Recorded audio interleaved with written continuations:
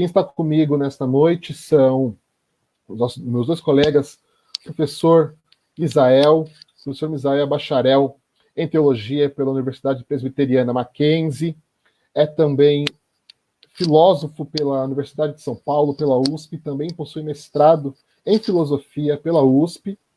Conosco também está o professor Alexandre, bacharel em Teologia pela Universidade Presbiteriana Mackenzie, tem mestrado em Ciências da Religião, é doutor em Ciências Sociais pela PUC e está conosco para debater esse tema. Bom, agora chega de falar, vamos passar para os nossos debatedores, eles que vão dar conta desse tema.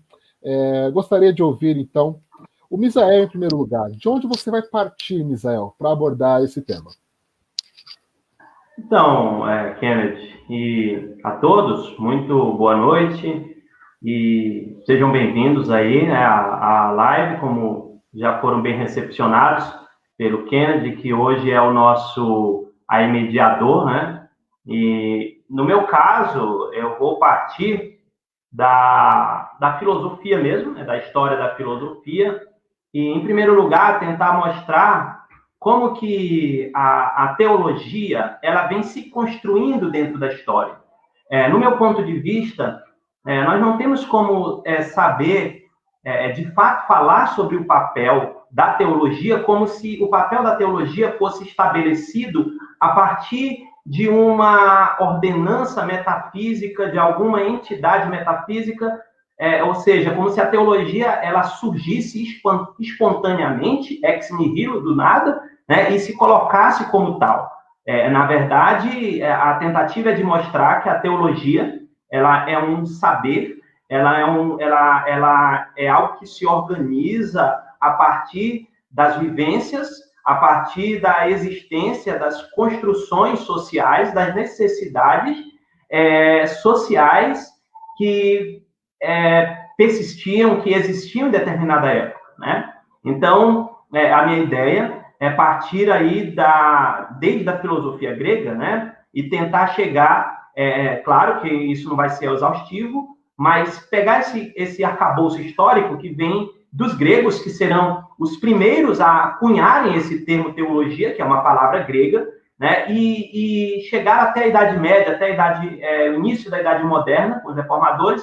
E aí eu acredito que o Alexandre é mais apto aí para falar também desse meados da modernidade, daquilo que nós convencionamos chamar de modernidade e na contemporaneidade, né? Então, a minha ideia aqui, em primeiro lugar, é mostrar como que a teologia ela nasce a partir de uma necessidade, digamos assim, tentando prover, tentando colocar respostas a determinadas situações, tentando responder a determinados contextos históricos e, nesse sentido, entender a função da teologia, né? Agora eu quero ouvir o nosso companheiro Alexandre e pedir que o Alexandre nos explique, nos fale da onde ele irá partir para abordar esse tema que nós estamos tratando nessa live. Primeiramente, agradeço o Ken pela mediação e parabenizo o Misael por essa fala brilhante inicial aí, que facilita bastante as coisas, né? Quando ele fala com essa erudição, fica muito mais fácil falar depois, com tranquilidade, sem precisar retomar esses temas complexos que ele abordou agora aí, né, de antemão. Ken, eu acho que tem uma coisa muito importante que precisa ser tocada nesse debate que nós estamos tratando hoje aqui, que é aquilo que nós colocamos, que acaba gerando perguntas para a teologia sobre qual seria a função que a teologia teria para a sociedade de modo geral, para as pessoas hoje, né? E é claro que não dá para falar sobre essa função que ela teria sem voltar a esse passado um pouco distante da gente, que o professor Misael abordou de modo introdutório, que eu sei que ele talvez teria muito mais coisas para tratar e não nos permite um tempo de uma live falar de tudo isso, mas que nós precisaríamos abordar. Mas eu não quero especificamente entrar nessas questões tão densas da filosofia e da teologia, do diálogo que se faz para se brotar uma discussão do que é teologia a partir desses conceitos da antiguidade, mas eu quero voltar neste momento que o professor Misael fala para poder abordar o seguinte: o significado que a teologia tinha no contexto da comunidade cristã primitiva, né? Por que eu uso essa expressão? Vou tentar definir esses conceitos para que as pessoas que estão participando entendam o que eu quero dizer com isso. Como comunidade cristã primitiva, eu quero dizer como comunidade aquele agrupamento de pessoas que passaram a se denominar como seguidores de Cristo. E, portanto, como passaram a professar e a comunicar para as pessoas a ideia de que o evangelho era aquilo que eles comunicavam como verdade, né?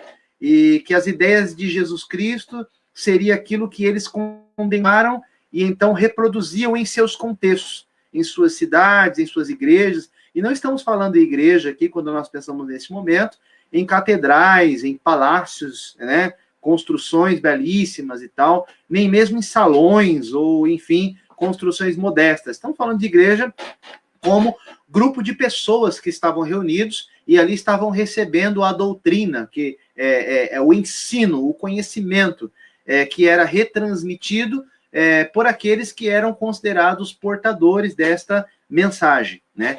Esses portadores dessas mensagens, eles se configuravam no contexto da comunidade, tanto para a comunidade, como para aqueles que estavam fora da comunidade, como verdadeiros bastiões, né? Como verdadeiros portadores legítimos daquilo que eles estavam transmitindo, que era a chamada mensagem de Jesus, né? E aí, a partir deste contexto, do contexto dos problemas da comunidade, que é do primeiro ponto que eu quero falar, a teologia passa a adquirir significado, né? E que significado que a teologia passa a adquirir e também a conceber, né? A instituir para esses grupos e para essas pessoas. O significado que é dado dentro de um contexto de pluralidade de ideias, de pluralidade de concepções, de ideias que divergiam entre si, de uma comunidade que expressavam um credo que buscava se sustentar a partir da inteligência da comunicação dessas ideias. E essas ideias não estavam num vácuo, num vazio, como retomado em parte pelo professor Misael, elas estavam calçadas em ideias que eram ideias correntes de seu tempo, tanto do platonismo, como, enfim, ético, dos cínicos, e de outros movimentos monásticos de seu tempo, e outros movimentos que traduziam formas de pensamento que eram incorporados por aqueles que traduziam a mensagem evangélica, que é a mensagem traduzida pelos evangelistas que falavam serem os portadores da mensagem de Jesus. Então, esse primeiro momento da teologia, Ken, eu considero que é o momento crucial onde a teologia passa a construir o seu sentido, né? Ela passa a significar alguma coisa para a comunidade. E como que ela passa a significar alguma coisa para a comunidade? A partir do momento que ela considera o contexto onde essas pessoas estão situadas, que é um contexto de pluralidade de expressões e que percebe que existem ideias e conceitos que podem ameaçar, desestabilizar a fé deste grupo. E é a partir daí que a teologia toma, então, lugar na comunidade para reagir a essas ameaças e, então, dizer que as respostas que a comunidade produz, a partir de seu contexto, são verdades das quais eles espelham no evangelho que foi ensinado pelos evangelistas e pelos apóstolos, seguidores de Jesus, que deixaram seus escritos, etc. Eu não estou nem falando da Bíblia, né, porque é um contexto de formação ainda, né? Mas eu estou falando, na verdade, das ideias religiosas que estão circulando no contexto do primeiro século da era cristã. Então, eu acho que a teologia primeiro nasce nesse contexto de comunidade. E é nesse contexto de comunidade que ela pretende ser uma palavra, uma ideia, um valor, um conceito universal. E a partir dessa tentativa da teologia de se conceber como ideia, como valor, como conceito, como palavra universal, que se impõe da comunidade, do grupo plural, que já era um grupo que se dividia entre pessoas que criam e interpretavam as ideias de Jesus de modo diverso e diferente. E a partir dali ela passa a tentar, a buscar uma uniformidade e impor essa uniformidade a um conjunto maior de pessoas que estão ao redor da comunidade, que passam a integrar a comunidade ou a combater as ideias da comunidade. Então, é neste contexto que a teologia surge, primeiramente de modo apologético, tentando defender as ideias que são concebíveis no contexto de uma pluralidade que é limitada à comunidade. A comunidade tem suas diferenças? Tem. Se nós lemos o texto, os próprios textos bíblicos, os próprios apóstolos vão mostrar que essa comunidade, a qual eles mesmos estão escrevendo ainda em meados do primeiro século, fim do primeiro século e do segundo século, esses discípulos escritores e portadores desses textos que circulam, eles mesmos vão falar no próprio texto, nos próprios textos chamados textos sagrados, textos bíblicos, eles vão falar que essas comunidades estão divididas. É só observarmos um exemplo disso, a carta de Coríntios, a carta de Paulo aos Coríntios. É uma carta que é cheia de divisões, problemas da comunidade, pessoas que pensam diferente, pessoas que não concordam umas com as outras, pessoas que estão pautadas pelo limite ético de uma e de outra, uma que não pode comer carne, a outra que pode comer carne, a outra que considera isso um problema, a carne comprada no mercado, que pode ter sido sacrificada ao ídolo. Então, a teologia, ela se coloca neste contexto como, no segundo século, né, como uma espécie de porta-voz, né, como uma espécie de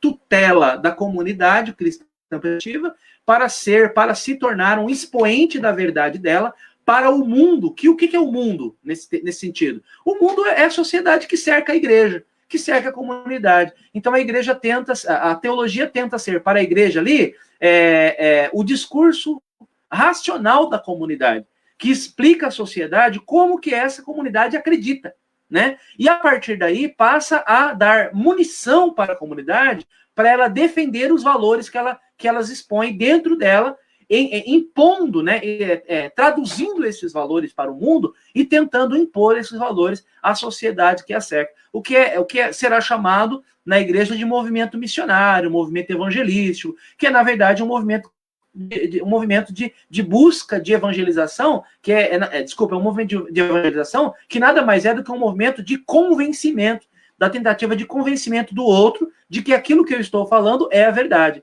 E essa ideia de tentar convencer o outro do que eu estou falando é a verdade, nada mais é do que a transformação do discurso cristão em discurso também apologético, né? Então, a teologia tem uma primeira função, na minha concepção, a teologia tem uma primeira função na comunidade primitiva, cristã primitiva, que é a função de ser porta-voz, instrumento de convencimento dos que estão fora da comunidade e, ao mesmo tempo, com um instrumento de mediação dos conflitos da comunidade, tentando buscar dar uma uniformidade a um cristianismo que é plural, a um cristianismo que não é uniforme, né?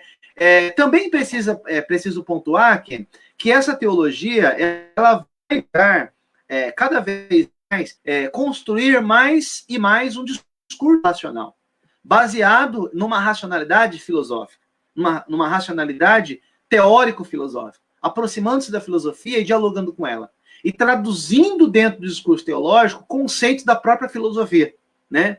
Há de se pensar, por exemplo, tema que é de grande competência do professor Israel, a própria apropriação do cristianismo do neoplatonismo, né? E de outras correntes filosóficas que passam a ser incorporadas dentro do discurso religioso e também passam a formar as bases da teologia cristã.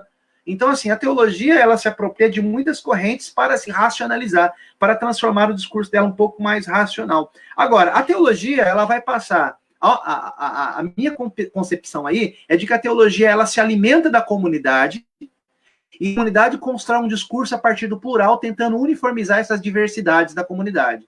Ela vai passar dessa construção da comunidade plural, né, primitiva, que é chamado de teologia patrística, que ela vai se construir assim, para uma teologia dentro da própria academia, da universidade, que não é chamada academia ainda, da universidade na Idade Média. E isso que ela vai fazer é um movimento de saída da comunidade para a universidade. a teologia vai se encastelar na universidade. E na universidade, ela vai se construir a partir da revelação, do que ela vai construir, do que é revelação, do que é revelação do sagrado. E ela se coloca, a partir daí, a teologia, como não mais porta-voz da comunidade. Veja a mudança epistêmica, né, que a teologia sofre. Ela sai da comunidade, olha o movimento dela, ela desloca-se da comunidade como porta-voz da comunidade e entra na universidade. E na universidade, ela passa, então, a traduzir o que é a verdade, e agora não mais para mediar os conflitos da comunidade, e nem mais para traduzir para as pessoas que estão fora da comunidade o que seria verdade para o cristianismo. Ela passa agora a impor à própria comunidade cristã, à igreja e à sociedade de modo geral, aquilo que ela acredita ser verdade e valores para a sociedade, e não mais só para o cristianismo e para a comunidade cristã. Então, esse é um movimento da teologia que sai da comunidade e vai para a universidade. E na universidade, ela quer se construir os valores com as suas teorias, com a sua racionalidade medieval, a partir da noção de que ela é portadora, é um instrumento da verdade, e, portanto, toda a sua construção do que é a revelação deve ser imposta não só à comunidade evangélica, religiosa, cristã, mas a toda a sociedade, inclusive a ciência. É a partir desse instante que a teologia quer se construir como rainha da universidade. Ela quer controlar o que pode dizer a filosofia, ela quer controlar o que pode dizer a matemática, ela quer dizer quais são os limites da astronomia, ela quer falar quais são os limites dos estudos da química ou da alquimia, ela quer condenar o que é certo e o que é errado, porque ela considera que toda a interpretação dela a partir da universidade é uma interpretação que deve ser generalizada para toda a sociedade. Então a teologia se desloca, o seu deslocamento epistêmico, que eu digo que ela sai da comunidade e passa a conceber a noção de verdade não mais para a comunidade, que seria a teologia patrística, mas uma teologia escolástica, uma teologia que da universidade ela tenta impor-se para a sociedade. Eu vou parar um pouco de falar, Ken, porque depois eu tenho outra questão para falar aqui, que é a quebra dessa ideia, dessa noção a partir da filosofia moderna, a partir do cartesianismo e tal, mas é uma outra questão que é interessante também pensar. A ideia de teologia, que ela nasce como uma espécie de necessidade educacional e que, no final das contas, ela gera uma espécie de controle. Como o Alexandre colocou na fala dele, né, dessa forma aí, se nós pensarmos o surgimento da teologia no cristianismo, né, ainda que o termo não fosse usado, nós tínhamos o quê? As escolas catequéticas. Por exemplo, do Clemente de Alexandria, a escola catequética que vai ser também do Orígenes. O Santo Agostinho vai colocar escolas também para ensinar os líderes, né? Isso sim seria a teologia Havana-Letra, antes do termo ser utilizado, já existe, né? Podemos dizer que existia algo como isso que nós chamamos hoje de teologia, que seria a ideia que nós temos hoje de um ensino sistemático da concepção, determinada concepção religiosa, com fins de estruturar uma determinada instituição. Isso não é à toa, porque o cristianismo ele vai se estabelecendo institucionalmente. Na medida em que o cristianismo vai se estabelecendo institucionalmente, vai se surgindo a necessidade dessa catequese, deste ensino sistemático e mais do uso das ferramentas, como o Alexandre bem colocou, com a finalidade de tornar este saber relevante socialmente. Então, ele tem que aparecer para a comunidade, ele tem que aparecer não só para a comunidade, mas vamos ver que os pais da igreja, eles fazem muitas apologias, o cristianismo tem que aparecer como algo relevante filosoficamente para a sua época, né? Então, e como que eu se torno relevante para a minha época? Eu tenho que falar com os filósofos também, eu tenho que falar com os intelectuais, e aí eles se valem de que instrumento? Do instrumento da filosofia, que é um instrumento reconhecido pelos gregos, reconhecido pelo mundo intelectual da época. Quais são os instrumentos? Os instrumentos da gramática, o instrumento da retórica, os instrumentos intelectuais que eles tinham. Tudo isso vai ser instrumentalizado, os instrumentos vão ser instrumentalizados pela teologia, pelo aquilo que nós chamaremos de teologia. Como o Alexandre bem apontou, e na Idade Média, como que isso acontece? Novamente é uma tentativa de mostrar e de sistematizar, de colocar, encapsular este saber de forma racional. A gente sabe que na Idade Média tinha muita discussão intelectual sobre vários pontos, mas eram pontos que deveriam se estabelecer a partir de doutrinas que eram compartilhadas universalmente. Você não podia negar a Trindade, por exemplo.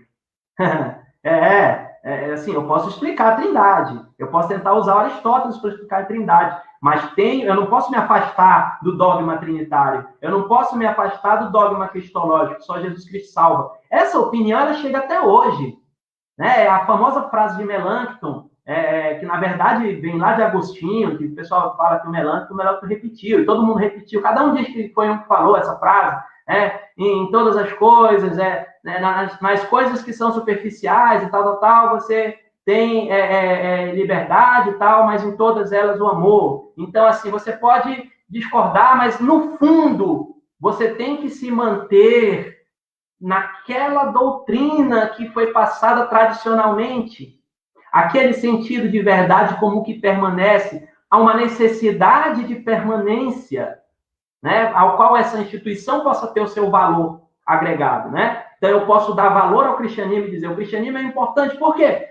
Porque o cristianismo está aí, ele permanece por séculos e séculos, ele vem permanecendo, e isso é colocado de maneira sobrenatural, não vou negar que isso possa acontecer de maneira sobrenatural, mas essa fala sobrenatural, ela esconde processos, ela esconde uma série de elementos que vêm sendo sustentados historicamente, né? Há uma ideia de teologia, uma ideia de doutrina que permanece, e todo um ferramental teórico para sustentar tudo isso, né? Então, você vê que existe, né? É isso que eu queria falar, né? A ideia, né, que você falou, da vontade de verdade, essa vontade de verdade, vontade de se estabelecer como único. Como que eu me estabeleço como único? Dizendo que durante toda a história, né, isso veio passando, isso não foi refutado.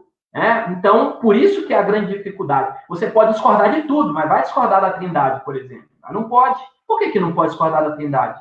Por que não pode discordar da concepção de expiação? Quando a gente começa a estudar historicamente a concepção de expiação, a gente vai ver que existem vários elementos complexos nessa doutrina da expiação, por exemplo, né? Ela tenta responder necessidade da sua época, tenta, mas é interessante notar, e aí o Kennedy trouxe muito apropriadamente o Foucault em cena, e eu acho que é um bom fio condutor para nós levarmos aqui a nossa conversa, essa ideia realmente da vontade. Eu acho que o Foucault está trabalhando aí com o termo do Willis Max, do Nietzsche, né? A vontade de potência, né? E talvez transferindo para outra ideia, né? A vontade de verdade, que não se situa nesse homem biológico, nesse homem instintivo, mas talvez no homem social, né? No homem da vivência comunitária, a necessidade da vontade de verdade, de algo que diga assim, nós pertencemos a isso. Nós pertencemos a determinado grupo. Então, eu vou dar uma parada por aqui, né? Era o que eu queria falar, e o meu coração estava queimando, né, para falar sobre isso. Por Misael, faça os comentários aí a respeito da pergunta do nosso amigo Jonas. Então, essa pergunta é excelente, né? Porque eu acho que ela é fundamental para nós pensarmos o estatuto e a função da teologia, inclusive a partir do que o Alexandre falou, né? Qual é o lugar da teologia hoje? Então, ela é um discurso intramuros só? Ela é um discurso dentro do gueto, apenas para a comunidade? Então, ela, como o Ale falou, na Idade Média, onde você tinha um regime de cristandade, como dirá o Kierkegaard, né? Ali você tinha uma teologia que respondia a toda aquela sociedade. Agora, com o iluminismo, onde você desconstrói tudo isso, onde você não tem mais essa âncora, onde você tem a pluralidade, onde você tem o indivíduo, onde você tem o outro, você tem a antropologia, o surgimento do contato com culturas outras distintas, religiões, onde estaria essa verdade? Será que o conceito, a ideia de verdade, né, ela é relevante ainda se falar disso? Esse apego, essa tara, né, pela verdade, por ter uma verdade, por ter algo. O meu questionamento é em que medida isso é necessário, né? Então, como hoje, a pergunta do Jonas, ela justamente toca o seguinte ponto: como hoje eu posso falar de teologia? Como que a teologia pode ser relevante hoje? Eu acho que uma saída é essa.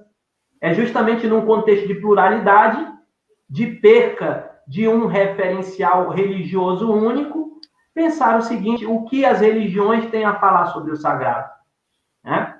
Então, onde que eu posso tornar novamente esse discurso teológico, trazer ele para a cena de novo? Necessariamente ele não tem que perder a sua função dentro das comunidades. Mas se eu quero uma teologia que dialogue novamente com o mundo, que possa trazer algo mais, eu tenho que conseguir romper isso. É a minha visão. Minha visão é de que a teologia tem que conseguir romper. Você tem um problema. Você tem uma situação, um problema definido. Qual é o problema? A teologia não fala mais para fora. O que ela tem a dizer para fora? Na medida em que ela quer somente se colocar em uma situação. Pode falar, Alexandre. Pode dar contribuição aí. Não, eu queria dizer que é isso aí. É isso mesmo. Eu estava tentando chegar aí. Você já chegou. Pode. Mas pode, eu acho que a dinâmica, a fala nessa, se tu puder falar alguma coisa, acrescentar em cima disso que eu estou falando, depois eu volto, alguma coisa, eu acho que a gente pode ter esse ping-pong aí, né? Eu estava falando dessa, eu não sei se vocês chegaram a ouvir, que eu falei assim, que a teologia ela reduziu a experiência da fé aos conteúdos racionais. E quando ela reduziu a experiência da fé aos conteúdos racionais, ela, por bem ou por mal, ela criou uma hierarquia institucional. E essa hierarquia, ela conduziu a narrativa de dominação, onde a instituição, a hierarquia, se impôs, e a sua narrativa se impôs como verdade. E aí a comunidade, Misa, seja a comunidade, seja a sociedade, dentro ou fora, ela passou a ser apenas, como é que eu posso falar? Ela passou a ser apenas receptáculo dos conteúdos dos dogmas.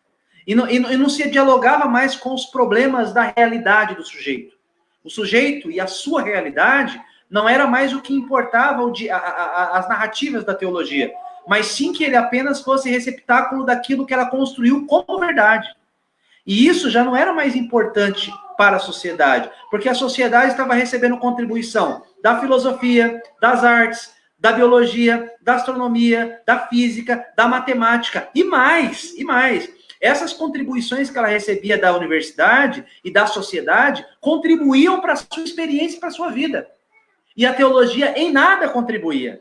Então ela foi perdendo não só lugar na universidade, ela foi perdendo lugar na vida das pessoas. Então era nesse sentido que eu dizia que a teologia perdia lugar, perdia função e perdia lugar. Né? E aí, o que resta, então, a teologia? O que eu tentava dizer lá era o seguinte: a teologia, fiz até uma pequena notinha para não esquecer, a teologia restará o papel de tentar, olha só, de tentar compreender a fé como uma experiência encarnada na realidade, onde as pessoas estão dentro de uma comunidade que elas chamam de igreja. Enquanto que, se avançar ao estudo comparado e desinteressado pela fé particular e subjetiva, ela, ao invés de fazer isso, ela terá que avançar nos estudos de ciências da humanidade com um intuito, com um método próprio, descolado da pistes da fé apenas como método de teologia, né? Tal como faz as ciências da religião, a história, as ciências sociais, a filosofia, a literatura. Para quê, professor Misael? Para que ela reencontre os problemas de sua comunidade na sociedade em geral. E é aí que é interessante pensar que a teologia fazendo isso, ela terá que dialogar com o mundo, e dialogando com o mundo, encontrando os problemas do mundo dentro da sua comunidade, ela terá que falar para o negro e pelo negro, ela terá que falar para a mulher e pela mulher, terá que falar para as comunidades indígenas e pelas comunidades indígenas, ela terá que falar pelas comunidades LGBTQ+, e pelas comunidades LGBTQ+, pelos excluídos, pelos pobres, por aqueles que não têm inclusão na sociedade econômica, social e política. Então, a teologia terá um chamado, uma convocação para se pronunciar na sociedade. Esse é o único lugar que ainda resta a ela. Se ela quiser falar, se ela continuar falando de forma dogmática, especulativa, ela pouco será ouvida na sua comunidade e não será ouvida na sociedade. Era nesse sentido que eu queria falar. Eu acho que toda a questão aí, ela pode ser a questão que talvez explique essa permanência do fundamentalismo, esse ressurgimento, né, do fundamentalismo com força em alguns grupos sociais, a necessidade de pertença, que as pessoas têm, necessidade de pertencer ao grupo. Agora eu vou sair um pouco do campo, eu fiz uma reflexão muito dentro do campo também, aqui dialogando com meus colegas que são das sociais, né? Mas partindo agora para uma análise mais ontológica, mais metafísica, digamos assim, do Paul Tillich, né? Quando ele fala que ele faz uma análise a partir do ser. Então, o ser como, retomando aí Parmênides, os princípios da filosofia, que basicamente o ser é a doutrina ontológica, né? Então, quando a doutrina que analisa o ser se chama ontologia, ontos em grego significa ser. Então, ele parte da análise ontológica como fundamento da sua reflexão. O que essa análise diz?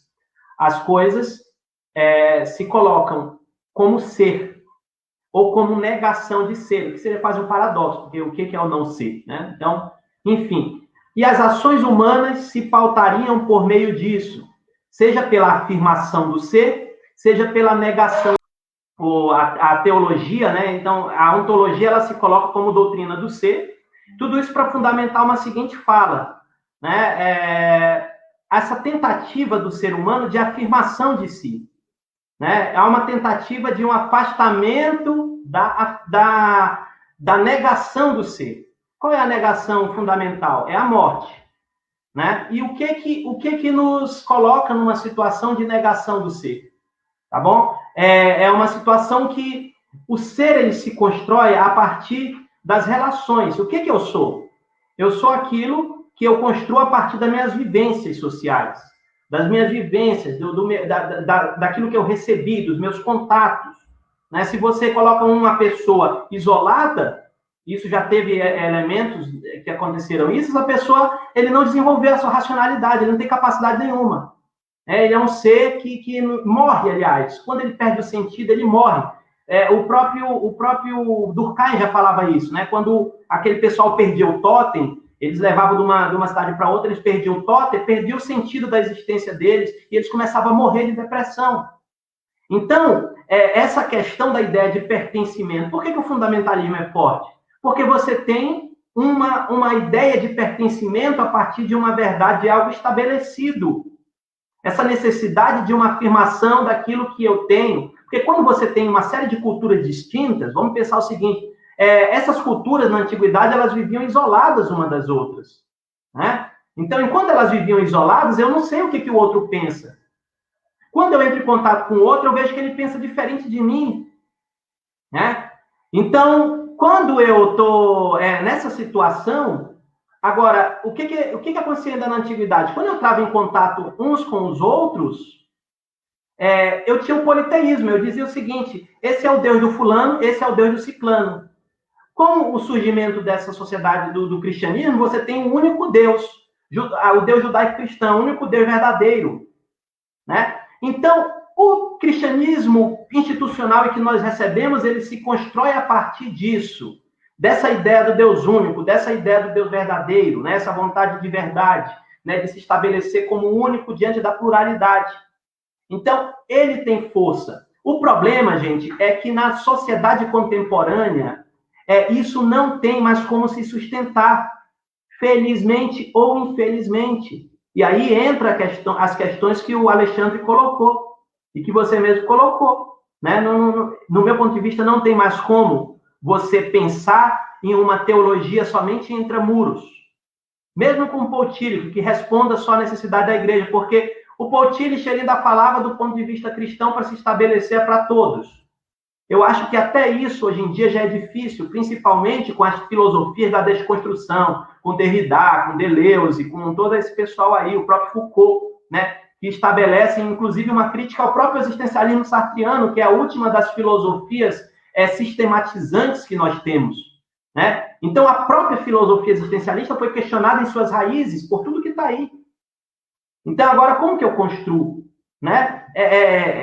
Vai ficar essa guerra, vai ficar esse conflito. Parece que existe um abismo. O que está aqui dentro da teologia eclesial e o que está fora da teologia eclesial, que não fala nada para ninguém. Então, assim, é uma escolha que a teologia tem que fazer.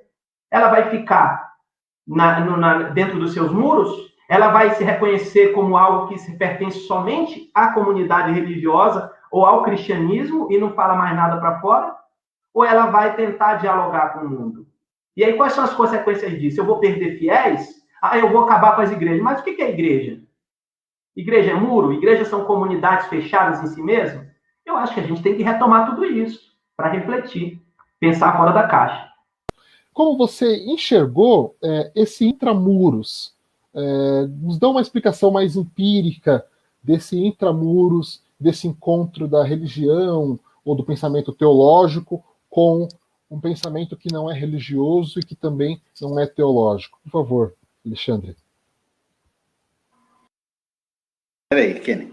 Eu acho que o grande problema que está permeando, e a sua pergunta voltou nela de novo para mim de outro modo, né?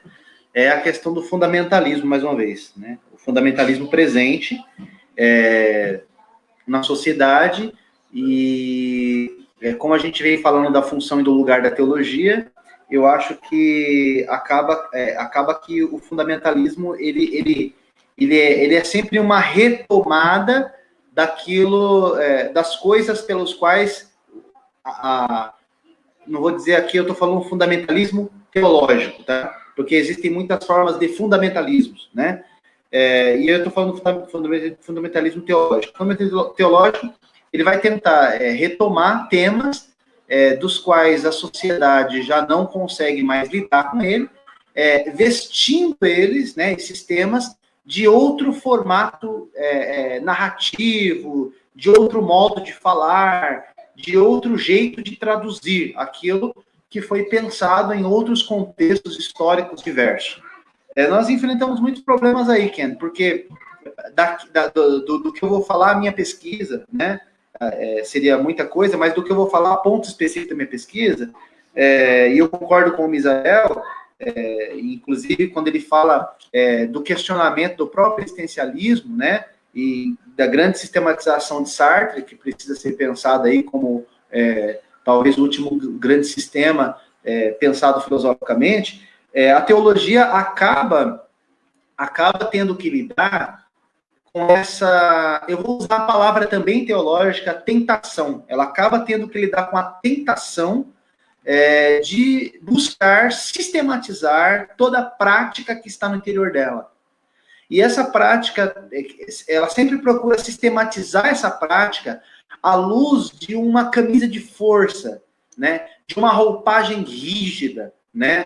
De uma castração da liberdade do sujeito a partir da sua experiência religiosa, porque essa teologia que busca fazer isso, essa sistematização da experiência, procura o fazer de novo em diálogo com uma teologia rígida, né? Pensada como um processo de elaboração sistemática, né? Quando que, na verdade, ela deve dialogar para fora dos muros, como disse o professor Misael, não deve ficar presa à tentativa de se explicar dentro e depois convencer os de fora a entrar dentro dessa camisa, dessa roupa, né? Então a teologia vive essa tentação, um processo dialético, né? Ela ora se liberta em busca de temas novos, tentando incluir o homem com seus problemas dentro da sua reflexão, né? Porque, na minha opinião, esse é